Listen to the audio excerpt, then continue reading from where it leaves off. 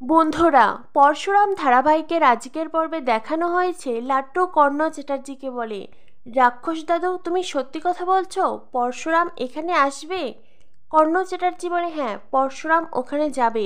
এরপরে লাট্টু তার সামনে দাঁড়িয়ে থাকা ভিলেনের দিকে তাকিয়ে বলে, রাক্ষস দাদু তুমি এটা কাকে পাঠিয়েছো? ও তো কার্টুন ফিল্মের সেই ভিলেনটার মতো। গুন্ডাটা তখন লাট্টুকে ধমক দিয়ে বলে, এই চুপ কর। লাট্টু ভয় পেয়ে চুপ হয়ে যায়।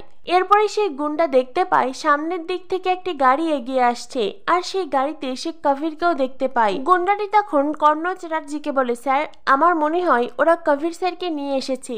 কর্ণ চ্যাটার্জি বলে, কি কবিরকে নিয়ে এসেছে? দেখো, আমি আমার ছেলেকে ফেরত চাই, ব্যাস, আর অন্য কোনো কথা শুনতে চাই না।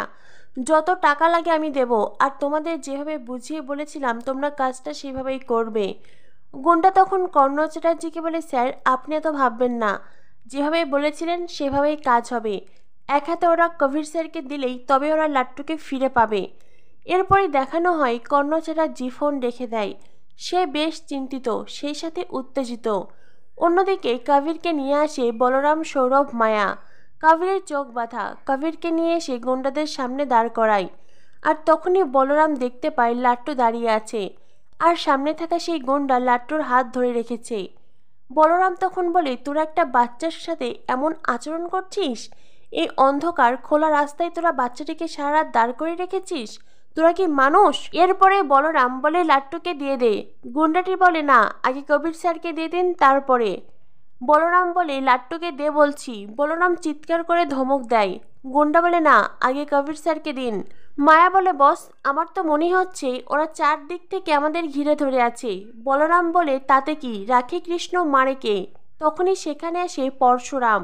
পরশুরাম ছদ্মবেশে এসেছে, অসুস্থ মানুষ সেজে, একজন বৃদ্ধর লুকে। পরশুরামকে দেখে প্রথমে কেউই চিনতে পারে না। গুন্ডা তখন বলে, এই তুই কে রে? পরশুরাম তার হাতে থাকা লাঠি ফেলে দেয়, সেই সাথে তার গায়ে থাকা চাদর সেটাও ফেলে দেয়।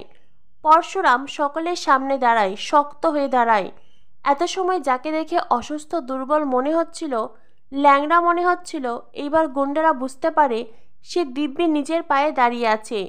গুন্ডারা কোনো কিছু বলার আগেই পরশুরাম তার অ্যাকশন শুরু করে। প্রথমে প্রহার, আর তারপরেই চেম্বারের ব্যবহার। পরশুরাম একে একে সব কয়টাকে মেরে শুইয়ে দেয়।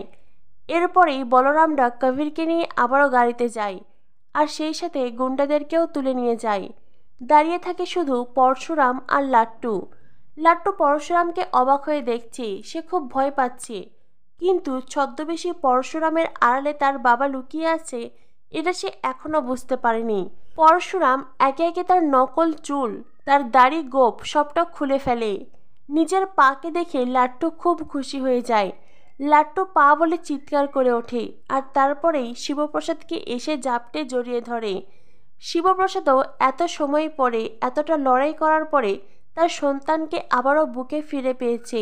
শিবপ্রসাদেরও চোখে জল ছলছল করে। লাট্টুকে আদর করে, তাকে চুমু খায়। অন্যদিকে লাট্টুও তার পাকে জড়িয়ে ধরে কাঁদতে থাকে। লাট্টু বলে, পা, আমি জানতাম তুমি আসবে, পরশুরাম আসবে আমায় বাঁচাতে। পরশুরাম তখন কর্ণ চ্যাটার্জিকে কল করে। পরশুরাম কর্ণ চ্যাটার্জিকে বলে, কর্ণ চ্যাটার্জি, সূর্যোদয়ের আর মাত্র 15 মিনিট বাকি আছে। লাট্টু এখন আমার কাছে, আর কবিরকেও আমরা তুলে নিয়েছি। কর্ণ চ্যাটার্জি বলে, পরশুরাম, তুমি আমার কবিরকে ফিরিয়ে দাও। তুমি যা চাইবে আমি তোমায় তাই দেব, তুমি আমার কবিরকে ফিরিয়ে দাও। পরশুরাম কল কেটে দেয়, আর কর্ণ চ্যাটার্জি হাহাকার করতে থাকে। তখনই সেখানে এসে আরাধ্যা। আরাধ্যা এসে বলে, কি হয়েছে বাবা? বাবা, কি হয়েছে? কর্ণ চ্যাটার্জি বলে, ওরা লাট্টুকেও নিয়ে গেছে, আর কবিরকেও তুলে নিয়ে গেছে। কবির এখন ওদের কাছে। তখনই আরাধ্যা বলে, আমি জানতাম বাবা, আপনারা পরশুরামের সাথে পারবেন না, আপনারা এই বাজি হারবেন। বাবা, এখন কবিরের কি হবে? আমার কি হবে বাবা?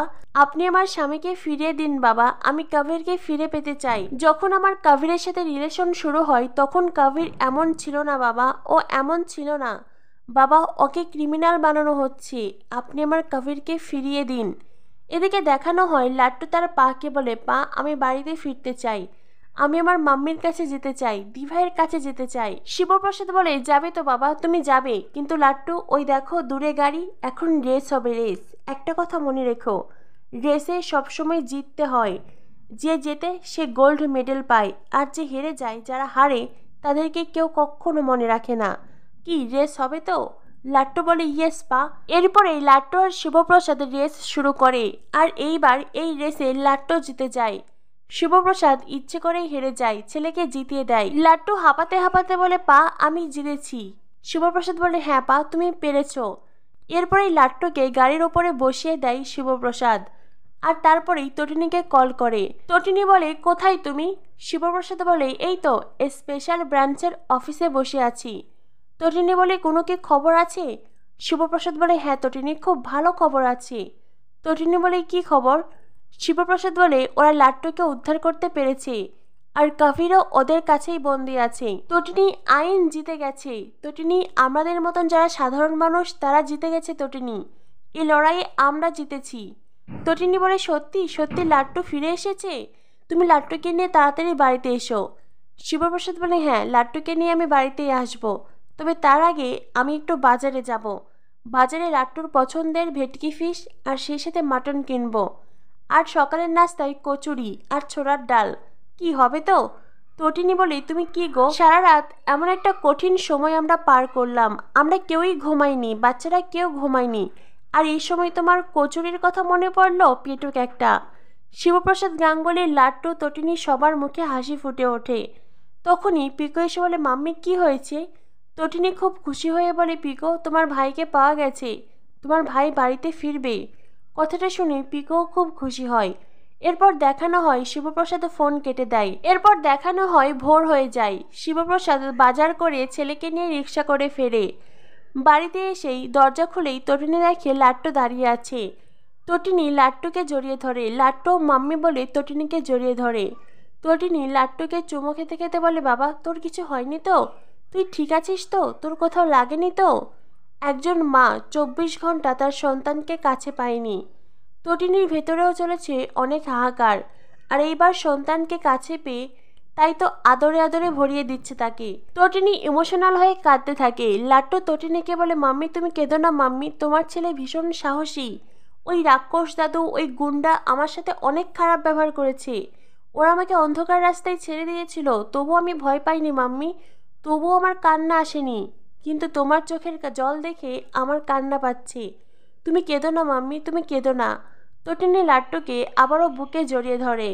এরপরেই শিবপ্রসাদও তটিনীকে একই কথা বলে তুমি কেঁদো না, তোমার ছেলে সাহসী, তুমি ভাবতেও পারবে না স্পেশাল ব্রাঞ্চ আমাদের জন্য ঠিক কতটা করেছে, আইন আমাদের সাথে আছে তটিনী। তখনই লাট্টু বলে স্পেশাল ব্রাঞ্চ নয়, আমাকে বাঁচিয়েছে পরশুরাম। আগামী পর্বে দেখানো হবে কবিরের জেল হয়ে যায়। কোর্ট চত্বরে দাঁড়িয়ে আরাধ্যা কর্ণ চ্যাটার্জিকে বলে বাবা শেষ রক্ষা হলো না বাবা, কবিরের জেল হয়েই গেল। আরাধ্যা কান্নায় ভেঙে পড়ে। তখনই দেখা যায় শিবপ্রসাদ গাঙ্গুলি দাঁড়িয়ে আছে, আর শিবপ্রসাদ গাঙ্গুলির পাশে দাঁড়িয়ে আছে ডোডো। অন্যদিকে কবির, যার চোখে মুখে জল, পরাজয়ের ছাপ। কবির আরাধ্যার দিকে তাকিয়ে কাঁদতে থাকে। তো বন্ধুরা কি হতে চলেছে পরশুরাম ধারাবাহিকে? পরশুরাম ধারাবাহিকের পরবর্তী আপডেট পেতে আমাদের সাথেই থেকো। ধন্যবাদ সবাইকে।